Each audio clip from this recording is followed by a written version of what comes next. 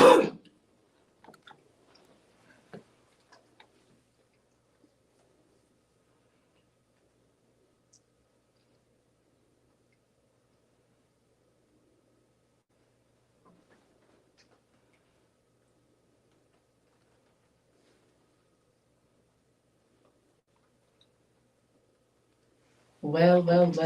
Good morning, and good morning. This is your prophetic purpose pusher, Pastor D in Safe Space. I hope that you have been enjoying all these episodes. Wow. We've been getting a lot of feedback. You've been downloading, you've been listening, you have been pulling up, you've been sharing and pressing in. Why don't you just hit that subscribe button? Why don't you tell a friend? Why don't you share the link so that we can connect, link up, and we can continue this conversation? You know, we have been talking about marriage, love, and marriage, but we have been putting a different spin on this. Everyone that have been to this table are God's children, are believers, are saints, and we've been hearing their stories in their own voices. I've already repeated that Barna's survey stated that over 60% of Christian marriages ends in divorce, and 70% of Gen A's are shacking up. That means they're enjoying companionship, they're having pleasures, they're doing a lot of things. However, the covenant, something about this covenant that causes people to draw back.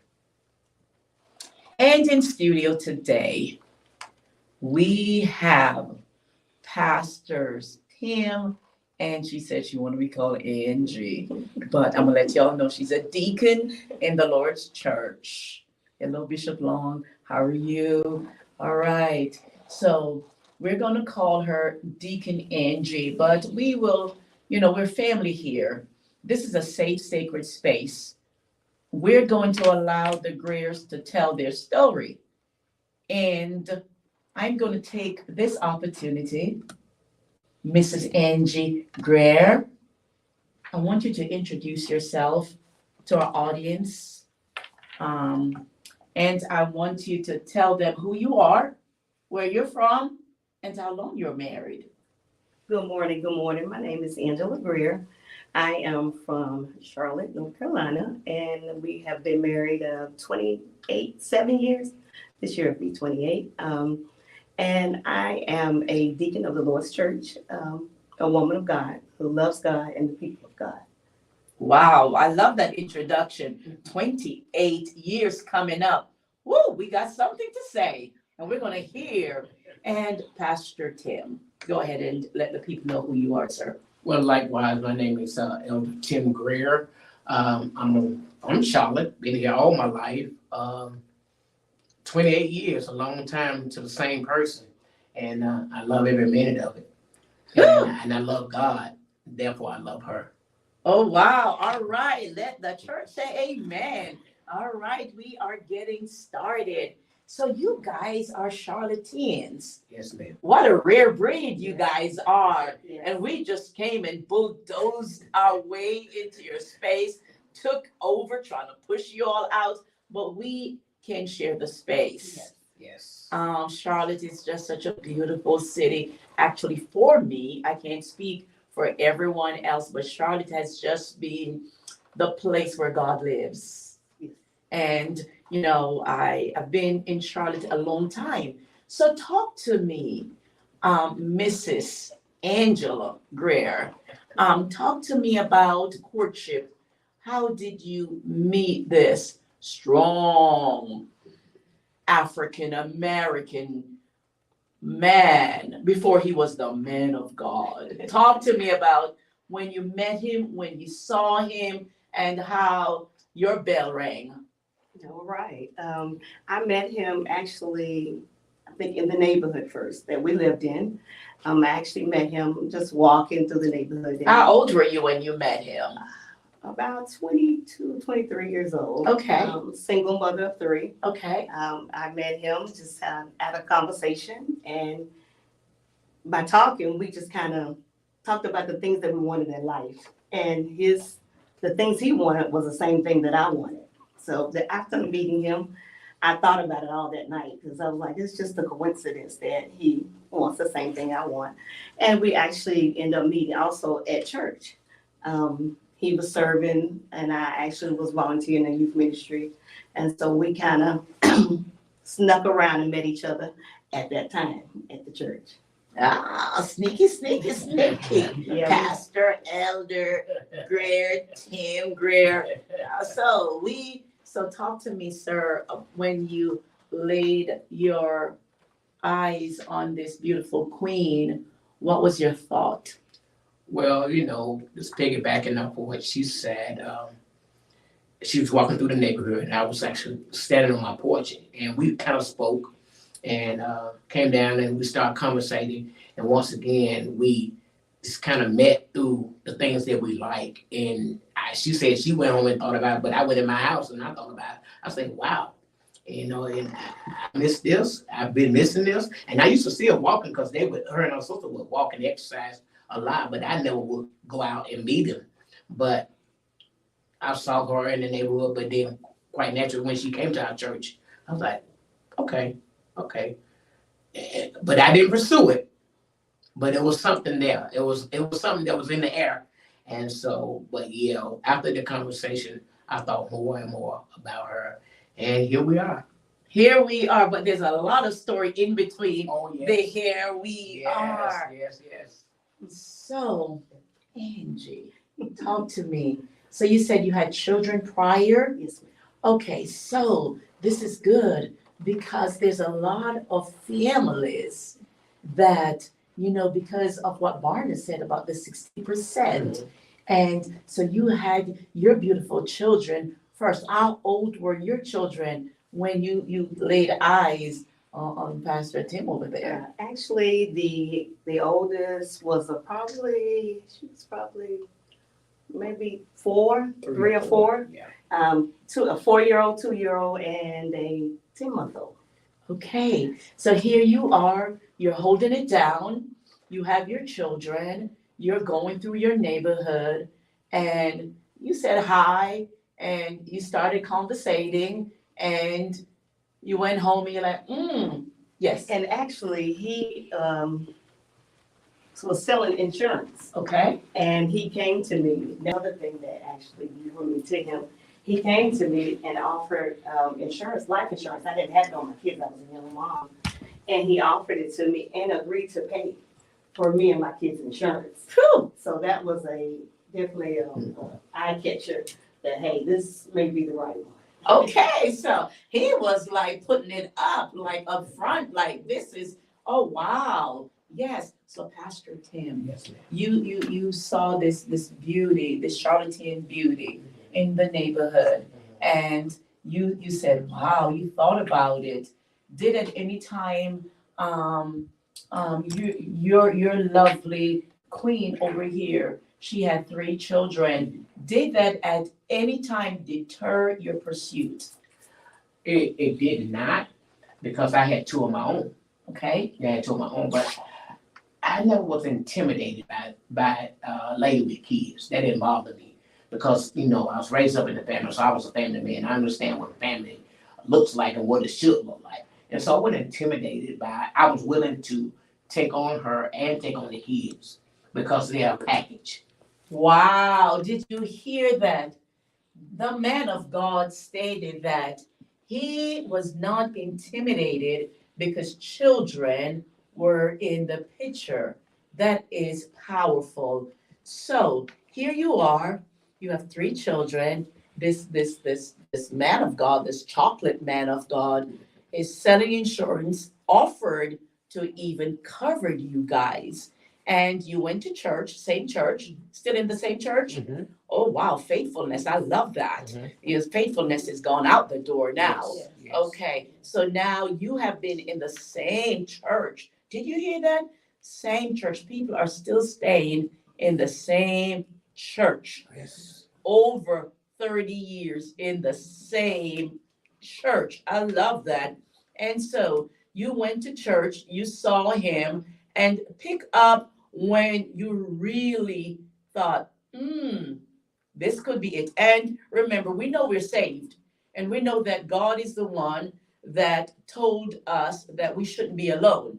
So you don't have to give me the religious answer because now you're a deacon. I'm talking about at the time, because we need to help younger people when they are wanting to court what they should do, how it look, and how's yours look.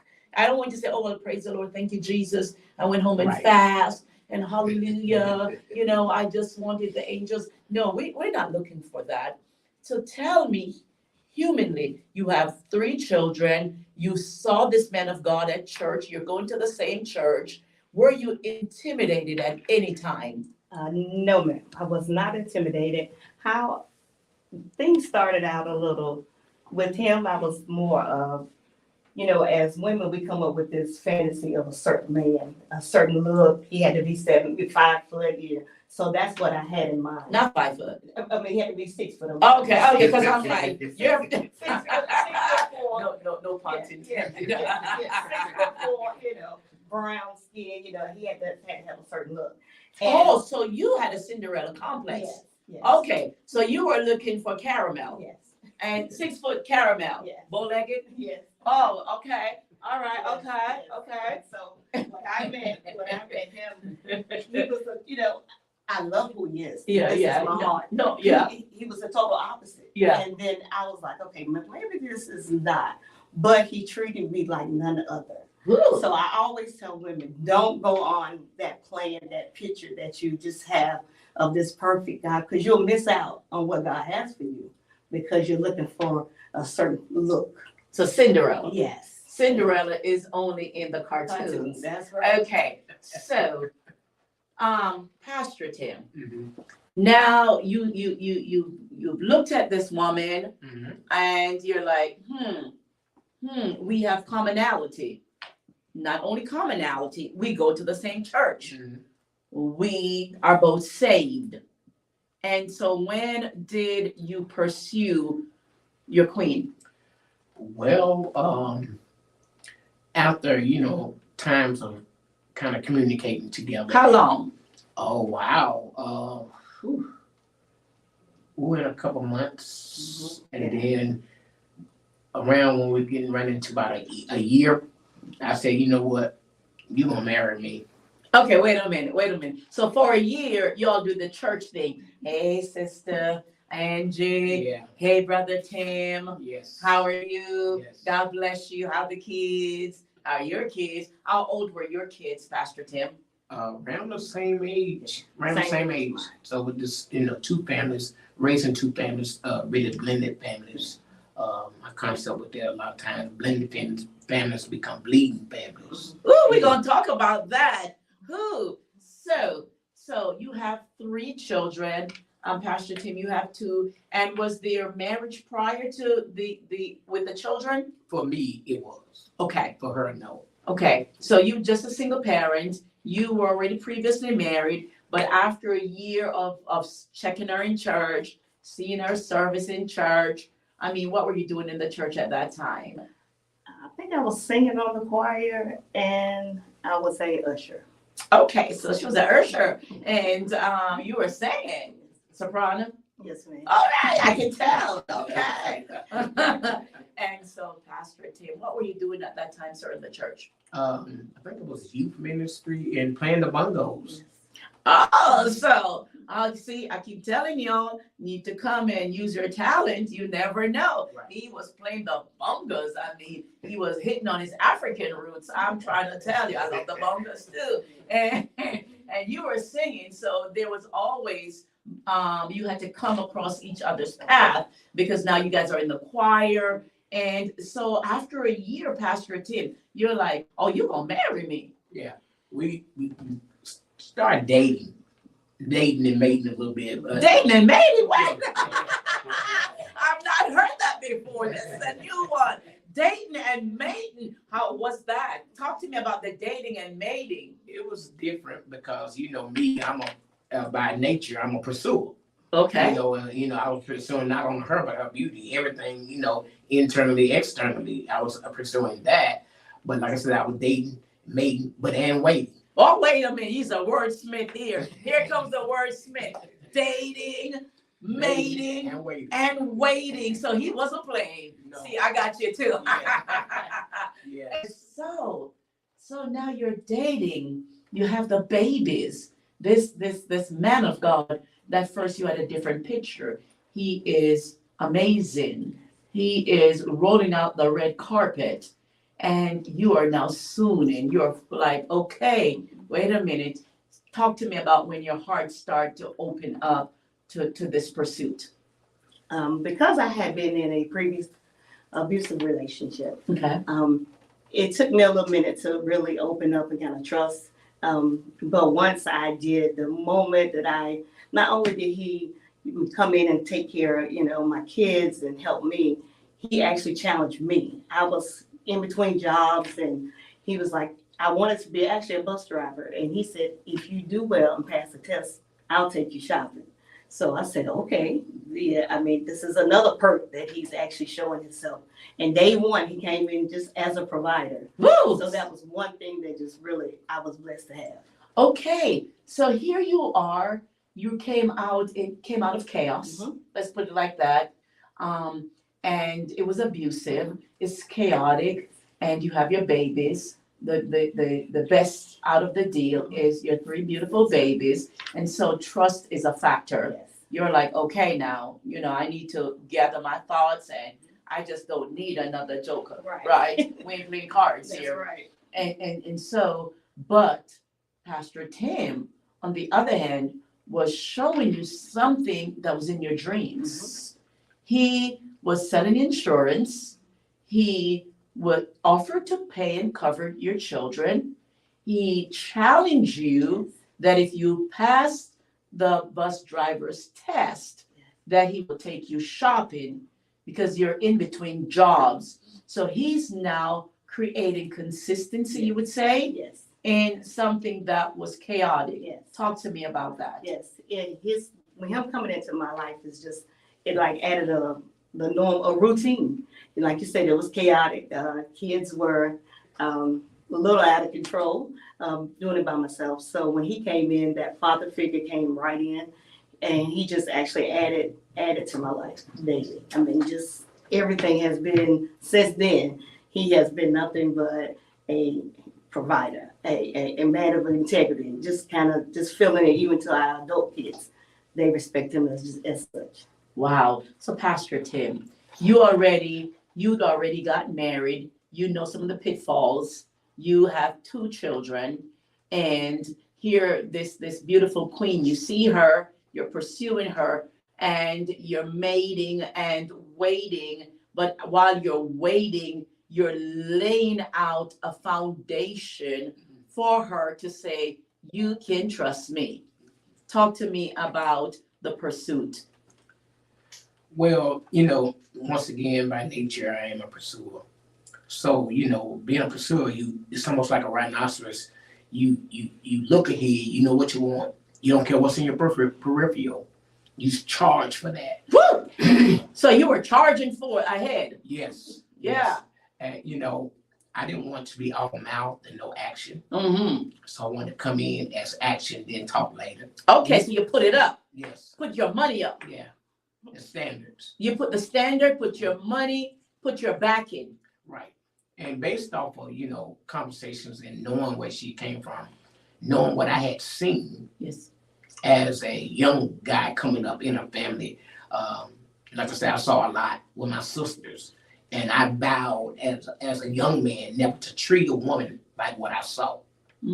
That means the abuse. The abuse that I saw. Yes, and that's common, isn't it? Very common. More common than we are. Culturally, it's common. Culture. Oh, see, culturally it's common and it's happening, but we're not talking about it. Yeah. Right. And we're not addressing it. Right. But you took action. Right. And here you saw your women in your family Mm-hmm. that was abused, Mhm. taken advantage of, treated poorly, and you made a vow that any woman that comes in your space, you would never do that to her. Correct. There's always an option to either be what you've seen or do something different that you have seen. And that was me. I made up my mind that I would not be to a woman what I saw men be to my sisters. Wow, that's powerful, sir. I made up, that was my mind. My mind was made up that any woman that I dealt with, especially if I was pursuing them like that they would see the best of me. Wow, that's profound. I love that. And so here you have not the picture you created in your head, but right in front of you, your dreams are coming true. This man of God is pursuing you. This man of God is putting it down. He's laying tracks. Let's say, like, he's laying a track. He's laying a foundation. He's making footprints for you to follow. And so now you're saying, wait a minute, this is a different kind of a God. Talk to me about that. Yeah, he was just the, like you said, the mannerism, catering, working. He was a hard-working man, and just Hardworking type- black man. oh yes, Rare commodity. yes, And you were rare. plain, taking a year. I mean, you Yes. see this rare Yes. stock Yeah. and you're looking for brown. Yeah. But yes, he was a hard worker, and not only that, the love that he spent, the time and the love that he put into my children, that's what actually just said, hey, he is definitely it. He's a wordsmith and a he's rare. wordsmith, and he's a rare breed, right? Very He rare. ain't no clowning over here, right? Ain't no joker here, right? Right. And so you told her, I'm going to marry you after a year. Mm-hmm. And what did she? Talk to me about that. Well, we was actually sitting in Shoney's back then. It was Shoney. We were sitting in Shoney's and we was having breakfast. And I said to her, I think it's time. She said, huh? I said, I think it's time for us to go ahead and get married. And she said, what? So I said, I got on my knees in Shoney's. Got on my knees. She said, eating. And I said, would you marry me? Wow. Come on, talk to me, Miss Angie. So here in Shoney's, you have to be from Charlotte to understand that language, right? Yes. Shoney's is full. It's a lot of noise going on. And he is on his knees. And you're doing what? Asking him to get up. I thought he was playing, actually, so I kept, trying to figure out this moment, And he eventually started getting the staff and saying, hey, I'm asking her to marry me, and she's not answering. And I think I was more in, is this real? Because you look for that moment. And I was like, is this real or is this not? And once I did realize it was real, of course, I said yes. Oh, so you made him wait. Just for a second or two. I mean, It didn't seem like a second It's because he had to get. extensive way. I see. And so he proposed. Was there a ring or he was okay? Oh, yeah. So you thought he was playing with a ring? Yeah, I wasn't Where you been? sure. With the wrong person. Clowning, right? Right.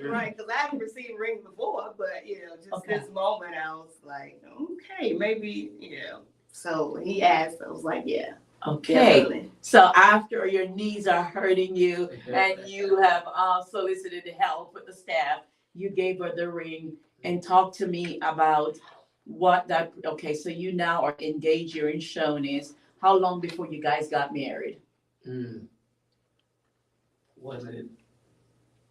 I don't know what 5. It wasn't even 5 months. I don't think it was. I don't think we waited that long. No. It was only a few months after that. Okay, once you got that ring on it, Yeah. you were like, okay, let's I go. really did now. Because he's mating now, okay? And so 5 months later, you guys are in church, coming together. Talk to me about did you bring all 5 children in? How did that go? Who wants to talk on that? Actually, it was more of just my kids. First, we would get his kids, maybe on the weekends, either when they want to come over. But majority of the time is spent with, our kids. Okay, and my kids. so how did you guys combine the household? Did you move in, who moved in where, or did you buy a new home for your new family? No, we did not buy a new home. At the time, like I said, we lived in the same neighborhood. And so I shut all my stuff down Hmm. and moved in with her. Yes. And What a man. Wait a minute. Mhm, You are a working man, mhm, a hard working man, offered to pay insurance for the kids. mhm, You shut your stuff down. mhm. And you stop mating, and now you owning, now you're taking ownership of a household, Yes. and you move in. Yes. How was that for you, sir? It was, I mean, I was good. I was good. Once again, I've never been intimidated by the relationship. Never been offended by anything. Once again, I wanted to come in not only by way of presentation, but I wanted to be a provider. So not just a presenter. And so we did that. Wait a minute, did you hear that? He just didn't want to be a presenter. He just didn't want to be a player. He wanted to be a provider, the prophet in his house. And so now you were single with 3 children, came from chaos. This man of God shut his stuff down, came over. He's the prophet of the priest of the house, and he is taking over. How did you relinquish the reign? I definitely relinquished it. I was glad to have some support. Okay, wait a minute. You just took the little throne. You said, "King, come and sit on your throne." You didn't have any problem with that. You said, look, let me put the little crown on and put the big crown on. Yes. Help is here. Yes, And you took the help. I did. Talk to I me did. about that transition. Once he came in, because he was so familiar with the kids already, we trusted him. So once he came in, I relinquished, I let him discipline. You did what? No problem. You I let did him- what? Yeah, he was able to. African American woman, you did Yes, what? Yes, ma'am. And you didn't interfere? No, ma'am, I did not. I trust his character, and I knew that he would not steer them wrong or me.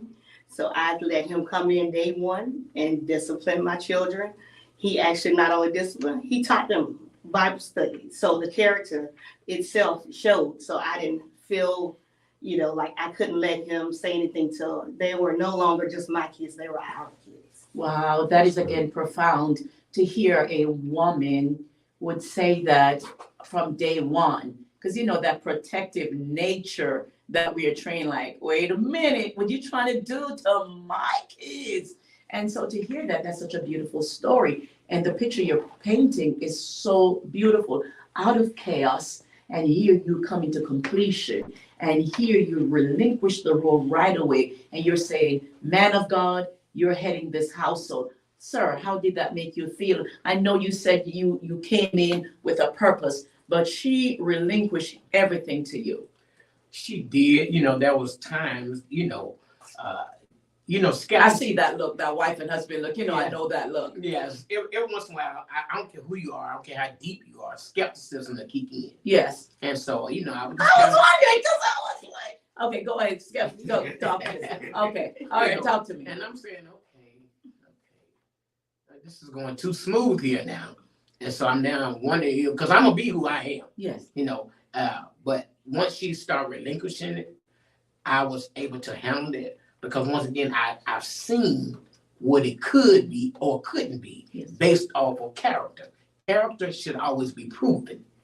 That's good. Say that again. Character should always be proven. Okay. And so just as I was trying to prove my character, she was proving hers as well. And that's why we was able to blend in, have great rhythm together. Because guess what? Neither one of us was afraid to relinquish. Okay.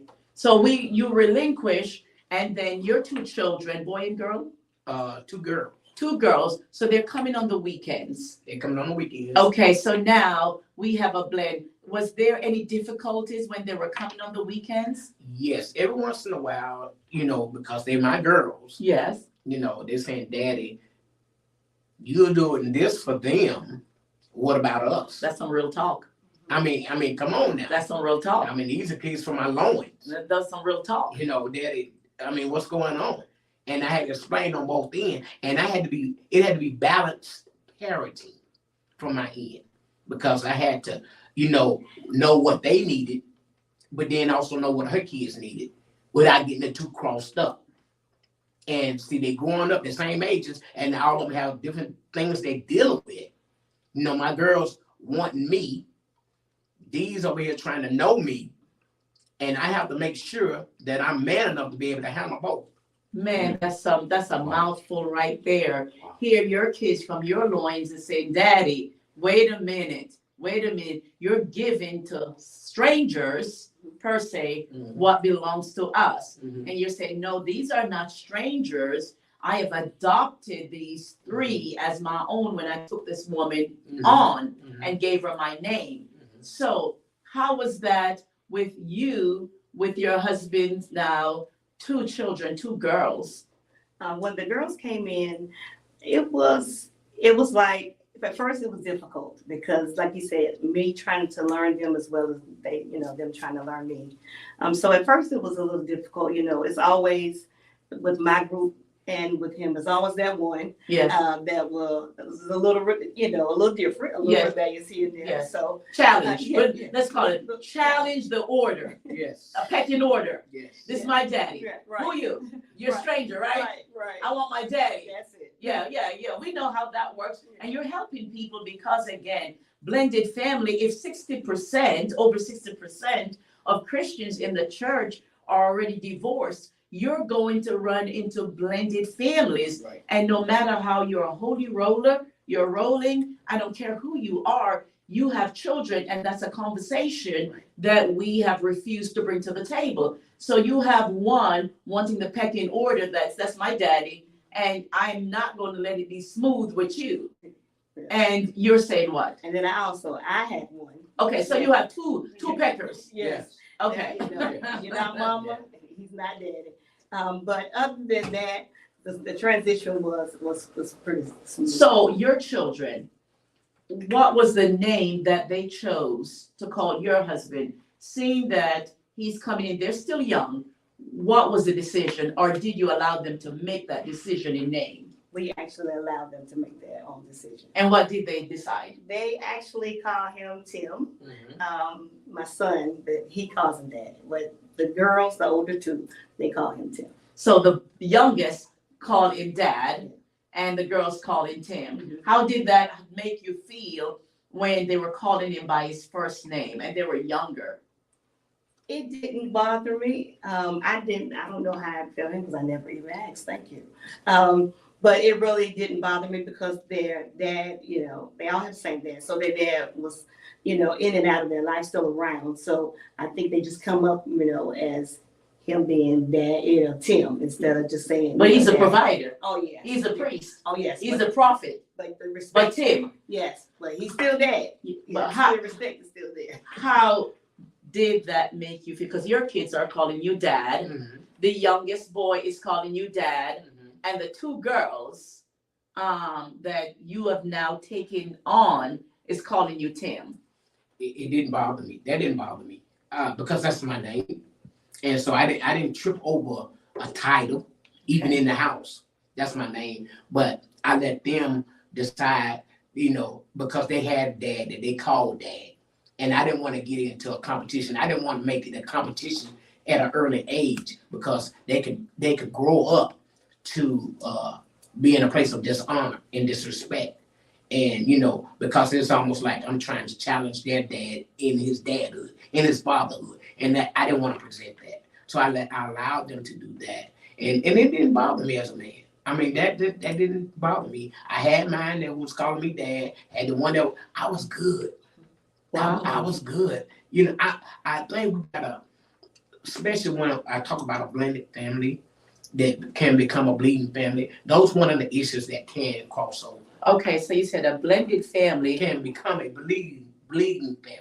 Elaborate on that for me. So a lot of times you will get over into you ain't my dad, you ain't my mom and stuff, and which is a true statement. I had a situation as they grew up where one of the girls, the pecker, Yes, the pecker.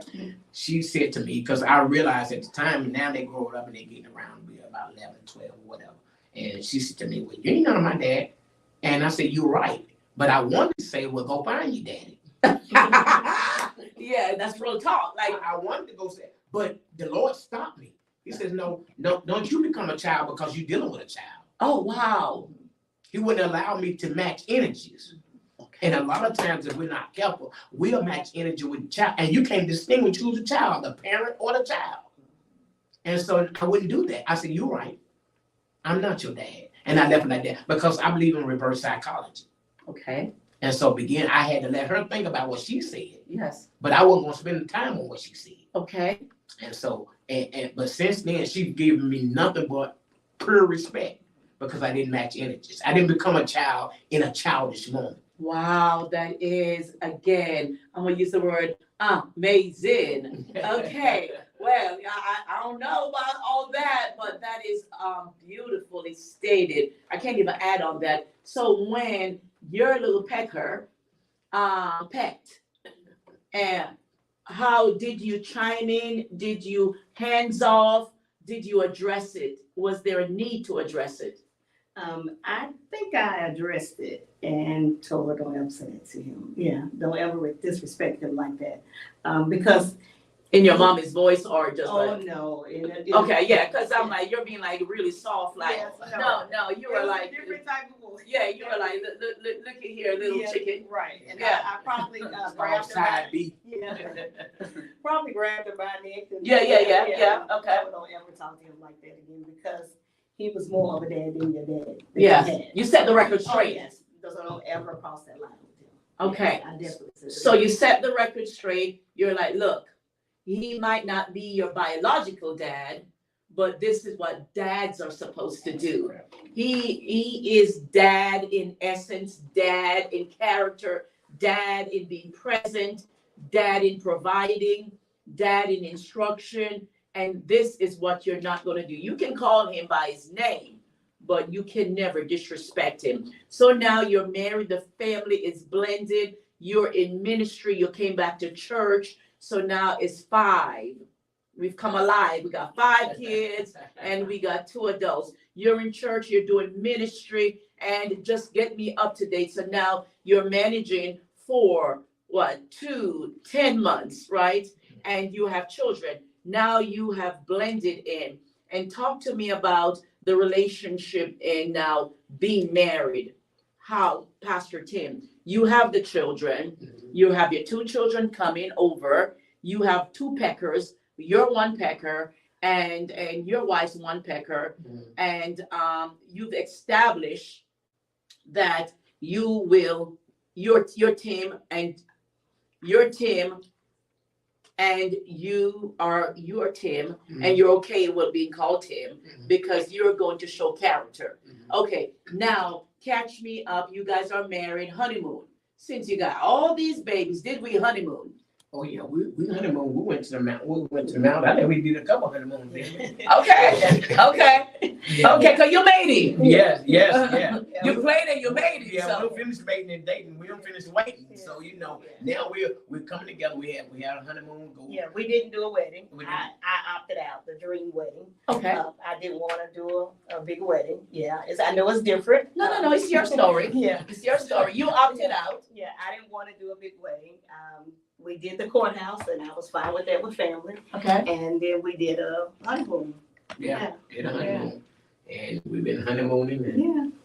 Any children in this union? No. no. Okay, so you're honeymooning. You took her to the mountains, right? And you hang the moon. Yes. I think that moon's still hanging. 28 years ago.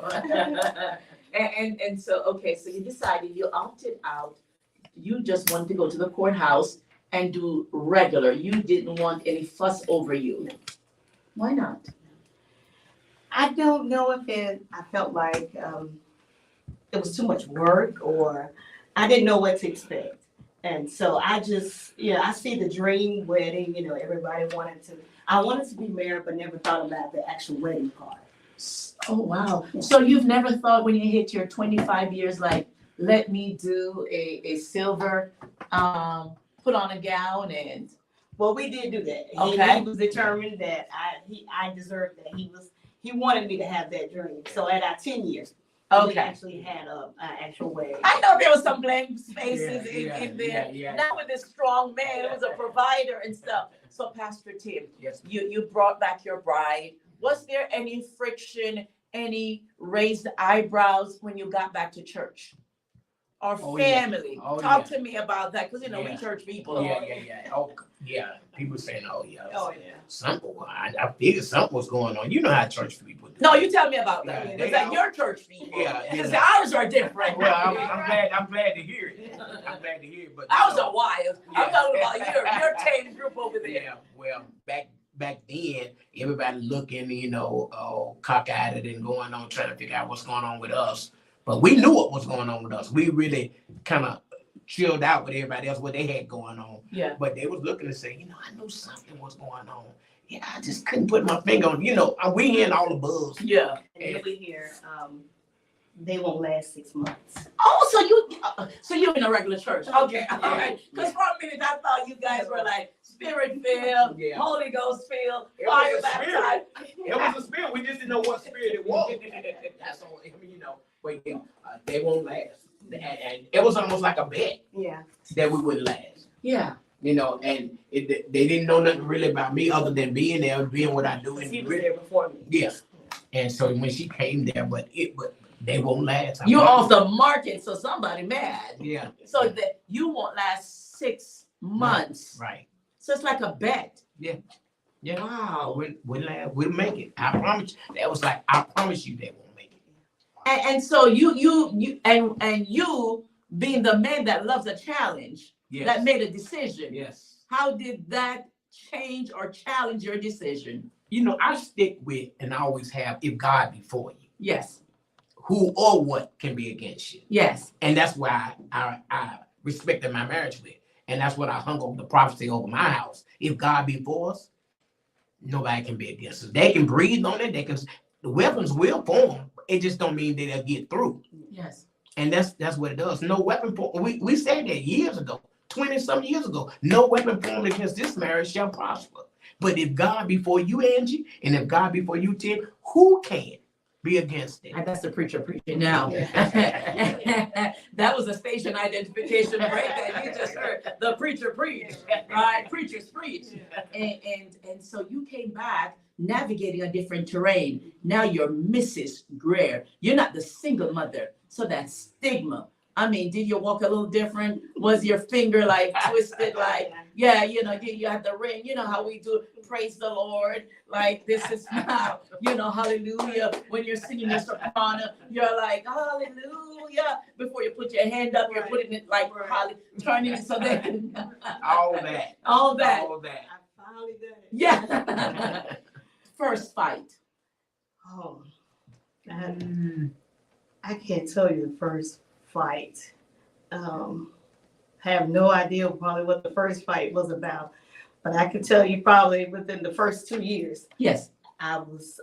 it was enough for me. Yes. I felt like this was too much. Is this what I signed up for? Meaning what? I'll come back to you, Pat. So when you hit year 2 or within 2 years, what was too much for you? Marriage. I think, because he had been married before, so he kind of knew how. Me, I was a spoiled brat. Yes. I was a mama's baby. So he's just. With 3 kids. I was. Spoiled brat. Yes.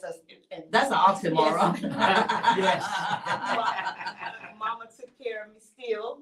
She still snuck me money when I married him. I mean, I was a spoiled brat. So for me to come in. Only child? No, I'm the baby though. The baby. Yes. So here you are, a grown woman with 3 kids, Still a baby. still a baby. Whining? No. Pacifier? Pastor Tim is saying, Pastor D, yeah. Mama snuck in you money, and 2 years you're saying, this is not the picture I thought it was. What did you think it should be? Yeah, I wasn't used to, whenever I wanted to do something, I had to run it by him, because that's my But husband. you came from chaos. I didn't run it by him. He ran me. Chaos ran me. So you didn't like So you were ran, and now someone is putting order, and you just was out of order. You didn't like the order and the structure. So the structure, and that's good because a lot of times when women or men are coming from chaos, Right. and then there's a line, and then there is order. Even in church, people resist order. So you resisted that. Thank you for being vulnerable. And so you want to go back to mama? Yeah. Yeah, I wanted to go back to. And mama made it safe? Oh yeah, she's Yeah. She'd make it safe, but then she would say, "You need to stay with go back to your husband." She'll spoil me a little bit, make sure she send me back home, because my parents have been married over 50 years, Right. so she doesn't believe in Divorce. make it work, and so that's how it was the first couple of years. I'm not used to it. No, you can't do that. Oh, you don't like no? No, don't. Yeah, I couldn't understand it. Why? But you had a clown Right. running all the stuff. And it was no all the time. So to come into, like I said, because it was different. Yeah. It was different. It was too orderly. Yes. And so you were like, I don't want to ask. Yeah. I just want to do whatever. In your brain didn't catch up with your heart. That's it. See, a lot of times our brain don't catch up with our heart. And so the chaos in our brain and your heart is being dealt with. So 2 years, you hit a wall. And how did you deal with that, sir? Well, it was dealing with mom and daughter, and I would Oh, tell mama in the marriage. yes. Okay, in the middle. A lot of times what we experience in marriages outside interference. Yes. And once one of the other parties allow it, now you got to battle not only that part, but you got to battle the parent or the in-laws or whatever you want. And so that's what I was up against. But I was fit to function. Well, I love Pastor Tim. He was fit, fat, flourishing. He was fit to function. See, that's the preacher again. He was fit to function. So a third voice was in the marriage. Right. No longer two voices, but a third voice. We got to watch out. People out there, listeners, anytime there's a third voice, Yes. there is going to be chaos. There's going to be trouble. There's going to be dysfunction. And there is going to be disharmony. So the third voice comes. But Pastor Tim said he was fit to function and fight for his family if it came to that. Right. And so how did you handle that, man of God? Well, I grew up from Big Mama, which is grandma. Grandma always taught me about prayer, and I spent a lot of time in prayer. And I think when you spend time in prayer, not only you communicating to God, but God communicates to you. And so he dealt with me on how to deal with it. And so once again, I'm not a combative person. I never have been. I don't believe in fighting energies with energies. So I wasn't gonna fight that energy. That wasn't something I was ready to deal with. I was ready to deal with it, but I wasn't willing to deal with it. And so I had to say, look here, you and your mom go shopping every weekend. That was a battle because every weekend mom said, and her mom even wrote me a letter, I think. What? Yeah, she wrote me a letter and said, What's she doing? She married 50 years. Yeah. And she was saying, you taking my baby away. No, I'm not That was taking the it. whole thing. She felt like. Wait a minute. You are a married woman. I'm trying to paint a picture in my head. Yeah. Not even for the listeners. Right. You married with 3 babies, with a man that ran you, with chaos, who was abusive, and mama didn't rescue you. She tried to. Mama didn't rescue you. And here come a man that put a ring on it, gave you his name, and mama is saying, what? Yes. She said, you kind of taking my baby away from me. No, sweetheart, I ain't taking your baby away from me. Because guess what? When a man finds a wife, he finds a good thing. We know that. But then we cleave. She cleave and I cleave and we leave. Yes. And I say, we're not spending time with this. She's not gonna be able to go shopping. Because now I didn't want to get into financial infidelity. You're putting your size, 14, 12 down, and you're like, look here. Yeah. But see, if you don't stand your ground, you'll sink on somebody else's ground. Say that again. If you don't stand your ground, you'll sink on somebody else's ground. And see, I wasn't willing to do that because I know what God had said to me about her. And I couldn't allow, even if it was mama, outside interference to come in and run my house. My house will be ran by me. At the end of the day, a man should be the foundation of his house. We trip off of the head of the house. No, you got to be the foundation. If there's no foundation, the house can't stand. Say that again. If there's no foundation, the house cannot stand. We're running around here talking about we the head of the house. No, you're the foundation of the house. I love that. I love that. So here, I was gonna say sweet sister, but yeah. I was gonna say sweet sister. I mean, here you have a man providing, correct? Yes. His character has been proven. Yes. He's handled the household. Yes. He's a praying man. Yes. He's doing everything he said he would do Yes. from he met you. And you tripping with your mama. Yeah. And you are shopping every weekend. Yes. Hanging out with mama. Hanging out with mama, going back to her man. Yeah. Yeah. Okay, help me here, because I'm lost. Yes. I'm on trial. Because I had my first child when I was 16, Yes. me and my mom became best friends. Okay. She was like my lifeline. Okay. So she was like my rescue. So all I knew was her, even though my dad was there, but he worked all the time. So I never got a chance to spend any time with my dad. So I spent all of my time with my mom. Okay, so you had a matriarchal voice being married to a man that is a priest of his home, a prophet of his home, know who he is, he knows what God told him to do.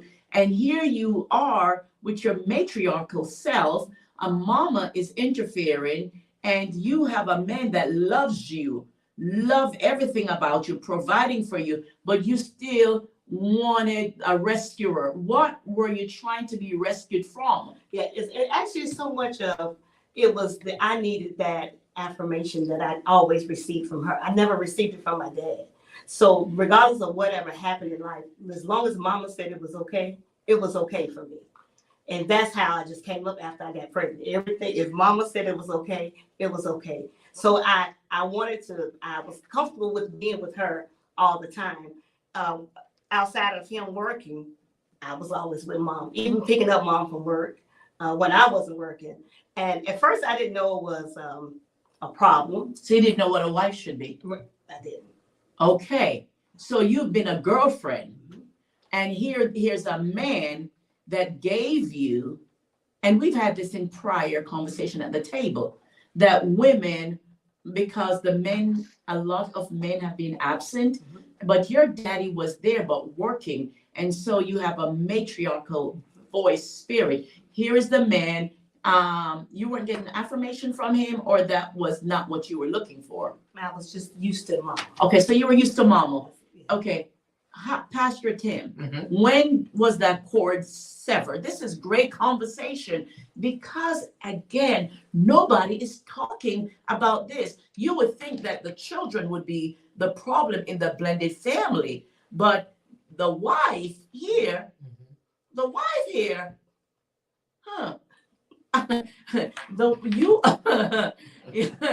you now wants mama to come home with you. You want to go over, you want to play house.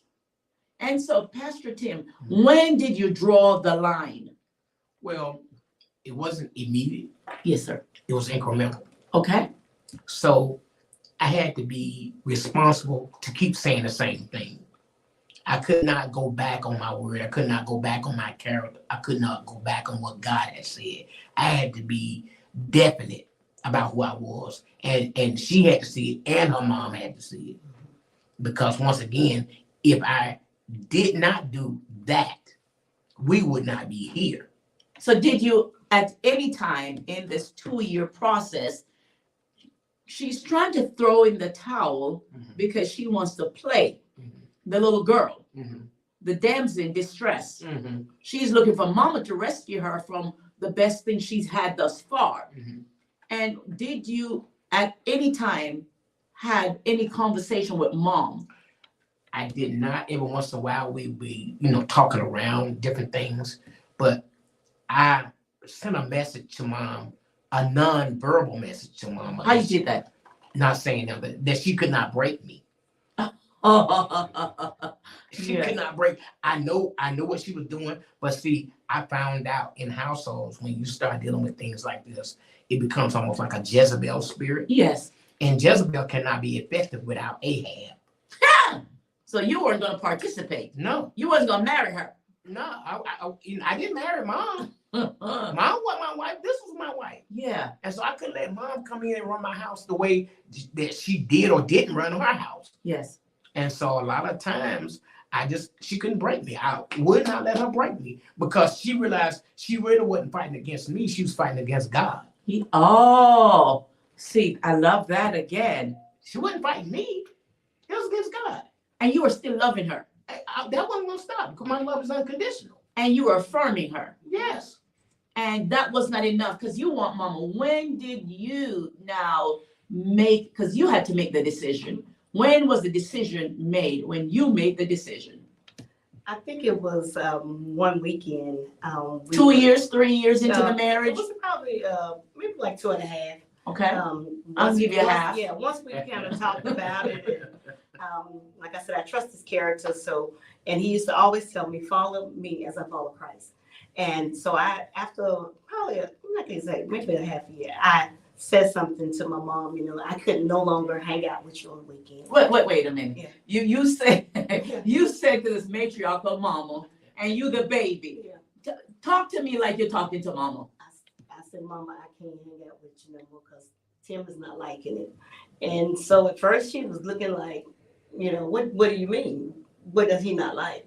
And I explained it to her, I'm married now. And she laughed it off, and she understood. No, she laughed it off. She like, I ain't thinking nothing about him. Yeah, Right. she's still saying, to herself, "Father, you still my baby." No, yeah, I ain't thinking nothing about him. Yeah. Right. She laughed it off. She's like, I ain't taking this serious. Yeah. This joker better go sit himself down. You my baby. Right. And you're feeding it. Yeah. You're the one feeding it. After I said it, a couple times. Couple of times. Yeah. Yeah, it sounds Then like it kinda- 5 times to me. Couple is 2. And then it finally kind of just subsided. It kind of, But if I call, how many times we talk a day still? 19. Me and my mom. Okay, so did she put you on a guilt trip when you couldn't go every weekend to the mall? You talked to me because you're freeing women before they get into that mess. Yeah. And because here you are, a man of God hadn't given you any reason to doubt him, hadn't given you any reason to be afraid. And you brought mama into the marriage with you. And now mama is the voice of reason. Mama is the standard. And mama is the blueprint. And you're shopping. So did mama put you on guilt trip? And how did you deal with that while you are now still trying to learn your marriage? Yes. At first, she did put me on guilt trip. She would say, I wish we could go somewhere. Or, she'd just throw that out every now and then. I sure miss us going shopping on the weekend. Every now and then she would throw that out to us. But I just, Mama, we can't go. My mom, she's very soft-hearted. Yeah, so that she is. She's like, okay, yeah, she's a sweetheart. He'll take it. That's your baby. That's my baby. Yeah, she's a sweetheart. But at first it was just like, she told me, it's like, he's taking, he took my baby from me. And I was just like, well, your baby grown now. But she was ready for me to go. But when it actually happened, reality set in. Like, okay, hey, I'm the last of the bunch, and you're taking my baby from me. Okay, so we're coming up on a break. This has been nothing but exciting because I'm thinking this is going to be a straight line story. 2 church people, married 28 years. There's nothing to tell. I mean, you can't tell we're innocent little faces. And here you have a third person in the marriage, and you have your husband laying down the foundation, laying the ground rules down. I am the man. I'm providing. I have shown up. This is what it's going to be. I am the head, and the voice that you're going to follow as I follow Christ is me. We love mama. We want mama to be a part of our lives. But what mama will not do is take my place. And so we gotta pause. Wow. The time is up on us. We haven't even gotten anywhere yet.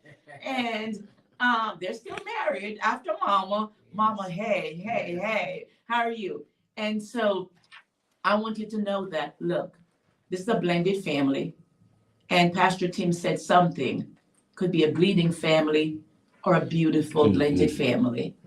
Because if you don't put the sugar in it, if you don't put the work in, if you don't bring the children along, it could be really a battleground for disaster Yes. where there's a lot of bloodshed. Yes. And when you're marrying someone, you have to know that you're marrying the children too. This is not, I'm going to take their mama or their daddy and we're going to ride off on a white horse and your children is an afterthought. And so this conversation keeps coming up with blended family. But guess what?